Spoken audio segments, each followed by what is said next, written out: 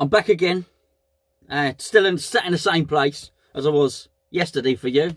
But for me, I'm sat in the same place as I was when I did a video 2 minutes ago. I'm stacking them up for the week. Got a busy week. Got to get the lunchtime content out there, haven't you? And thank you for those of you. I've had some nice comments regarding the lunchtime videos. Very much appreciated. Maybe I should take the hat off to make it look at crikey. Look at that, blimey. Look at that, it's falling out and might have to be a hat permanently from now on. Anyway, I was reading through the comments, as you know, for those of you that tuned into the video yesterday. I was reading through the comments and quite a few of them have asked if we could do videos. Before I do, this video is sponsored by the One Football app. Link is in the description below. Download it, it's free. You can read about all the miserable stuff going on at West Ham at the moment. And when you're totally bored by it, you can uninstall it. But if you do, click on the link below. I'm only joking. It's a very good app. I keep getting updates telling me how terrible West Ham are. But hopefully we might be good and that'll change.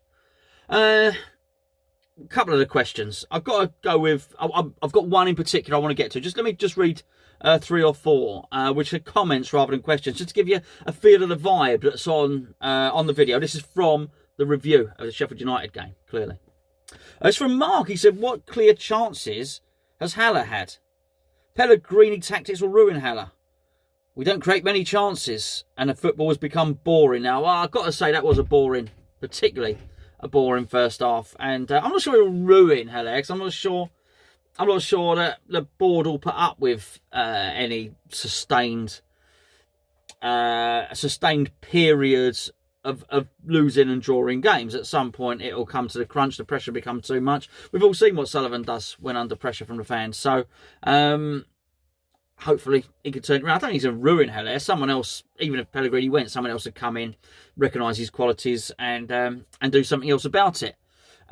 James Gunner said, could you do a video on Pellegrini's substitutions now he constantly gets them wrong? I could, but I'd actually like Gio to do it, because he has got a bee in his bonnet about this one. I'm not saying he's wrong, I agree. But I mean, he's not happy about it. John Henry Haig says, is Noble's way of playing slow sideways and backwards affecting the way West Ham play? I don't want to label, I don't want to put it all at Noble's feet, particularly. I think that the whole way the team is playing is in that way. That description of playing slow, sideways and backwards. That's what we do. I've said this before many, many times on these channels.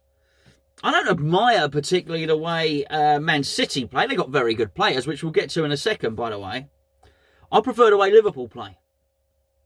5, 6 moves, bang. It's not long ball, but bang, bang, bang, bang, bang. A lot of bangs.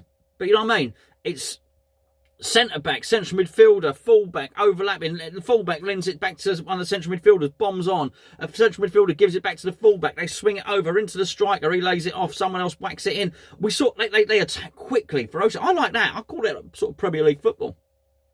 I can't stand a lot of the other stuff. It's the reason I don't watch other leagues. I find them quite boring. On that Noble thing, I remember watching the interview on BT Sports. Joe Cole interviewed Mark Noble. Good interview. Give it a watch if you can. And Joe Cole said to Mark Noble, he said, I think you would have really suited the pace of international football. He says, it's a shame you didn't get picked by England. And whether he's right or whether he's wrong doesn't matter. But what it does highlight is that international football is played at a different pace. It always has been.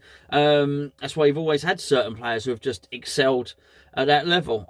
Premier League football's fast and it's ferocious and there's an identity to it. And that's how I want us to play. I want us to play in the Premier League way. Not long ball. I'm not talking about hoofball. I'm not talking about Allardyce or Pulis or anything like that. Pardew alluded to it once. Said, I like the West Ham way. I want to play out on the deck, but I don't want to do it in 25 passes. Yeah, I mean, we scored that lovely goal against... Was it Crystal Palace? I think it might have been. Very nice, very nice. But I want to get at people. I don't want to finish a game having had 10 shots. I want to finish a game having had 15 or 20 shots. Anyway, that's that. There's lots of comments about our fullbacks and different bits and pieces on there. But there was one, and it was from James Gunn. Where's he gone? Actually, my showbiz name had actually said I'm losing interest in this current West Ham side. Before the start of the season, we were talked about as potential candidates to break the top 6. I wonder how many people think that we still have a better squad than Leicester.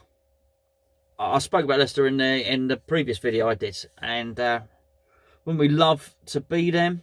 He said Leicester last night, he's talking about when they won 9-0, showed why they have every chance of finishing the top 4. I think they will too, let alone the top 6. They are everything that we are not. The key to that is desire. Their players are hungry for success.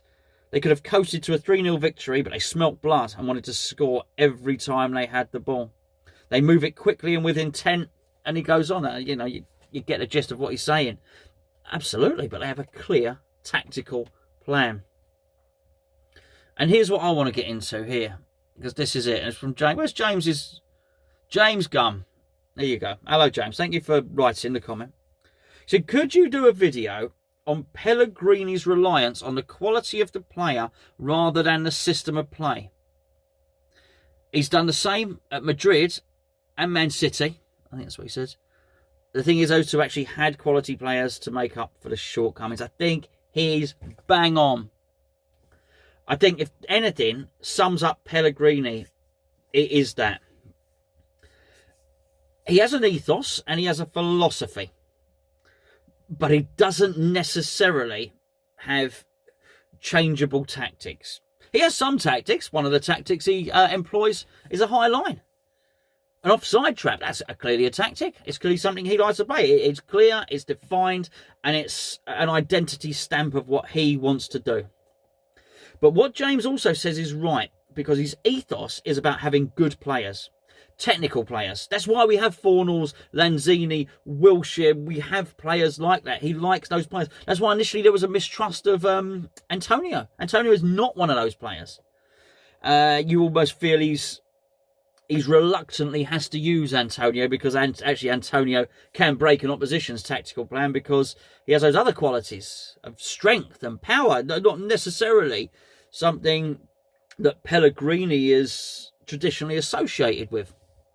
But this thing about having the players, having the confidence, saying, do you know what, I have good players, I let them go out on the pitch and I let them go and do their thing, and their quality will show through. Lanzini's quality on the ball will show through. Anderson's nutmegs will show through. Fornals' quality, his passing, his movement into space will show through. And if all those things click, then our team will have too much possession, too much guile, and too much, let's say, football royalty for the opposition to cope with. We will out-technique them. And it reminds me of somebody. And it reminds me of Kevin Keegan. Now, Kevin Keegan famously said, when he got the England manager's job, if I'm the man that you need to get a 0-0 draw away in Georgia, the job's not for me. I'm probably not your man. What he wanted to do was just send people out there to play. England, when I say we, England played Scotland in a game, possibly one of Keegan's first ever games. Paul Scholes scored a couple of goals. And Paul Scholes, obviously was a fantastic player. And Keegan loved him. Keegan absolutely loved the guy. And Keegan said to him, everyone said, oh, you know, Scholes, he played a really, really good game. What'd you tell him to do? He said, I didn't give him any instructions. Just told him to go out there and just drop hand grenades over the pitch. Scholes was asked about this later on in life and after he'd finished retiring. And he did say there was a lack of tactical direction from Keegan. But that was Keegan all over. Keegan was a motivator, a man motivator. And what he could do was he could get players feeling like $1 million and get them to run onto the pitch and perform. And that's what he did at Newcastle. He played a system where he had a Ginola in there and what did he have at the other side? I think he had Gillespie on the other side as well. Initially he had Andy Cole. He got rid of Andy Cole and had Les Ferdinand in there. He brought Tino Asprilla in, Robert Lee, and they had a very, very good team. And it was a case of go out there. Even his centre-backs, what was his name? Philippe Albert, I think his name might have been. Even his centre-backs were allowed to go through and maraud up into midfield and just play. There was no tactical plan, just keep the ball and attack and attack and attack. That was his philosophy, and in the end, Keegan got undone. He basically lost the Premier League because he got tactically outdone, and Sullivan did him on mind games. He lost the England job because he was tactically outdone by the very coaches that he didn't like, the very coaches that would go out and stifle a team and make a rigid defence and then nick a goal on the counter-attack. Teams like Crystal Palace, teams like Sheffield United. And Keegan had no answer to it. And this sounds very, very familiar, but the one thing Keegan had over Pellegrini was that Pellegrini doesn't seem to be the man motivator that Kevin Keegan was. You certainly don't get the impression that the players are walking out with their chest sticking out, barrel-chested, with a rousing speech from Pellegrini ringing in their ears. And I do think that's it. People talk about Pellegrini's very calm, which is fine. Arsene Wenger was very calm, of course. In many respects, you could probably draw parallels with Arsene Wenger, and maybe had Pellegrini come over 25 years ago in the way that Arsene Wenger did, maybe he would have had a similar impact. But actually, Arsene Wenger just came over, famously. He used the back four that George Graham had. He got everybody eating healthy. He stopped the drinking culture. He brought players in like Overmars. Bergkamp was already there, actually. Brought in technical players. Vieira. You know the story. You know the story of Arsenal. And he told them to go out there and play. That caught up with Wenger later on. That's why he finished on a whimper like he did, because he couldn't change it. He couldn't switch it up tactically, and everybody else caught up, because, of course, by that point, everybody was buying technical players. Everybody had stopped drinking, and everybody else had a dietitian and a fitness plan. So all that had gone. Actually, then it came to it, are you going to be able to motivate your players more than anybody else? Are you going to be able to put out a tactical plan to beat others? And he wouldn't, even though it was obvious for years and years that he needed another centre-back, or he needed a goalkeeper, or he needed another defensive midfielder, or whatever the case may have been. He couldn't quite see it. And I think, just going back to what James Gunn said, I think that's what we got with Pellegrini. I think he is relying on his players. And when the players don't perform, he's not quite got it within himself to tweak a little tactic here or there, to make a sneaky, clever substitution, to change things around, give the opposition manager something to think about. And it ain't great at the moment. But anyway, that's my thoughts. That's my thoughts on it. Are we going to see a big change from Pellegrini? No, I don't think we are. I think we're going to stay with the system that we've got. I think he's going to continue to rely on the players. He continues to hope that they'll get better. It's not hope, actually. Hope's harsh. I think there's a genuine belief that they'll get better. But I don't think there's going to be anything tactically particularly proactive.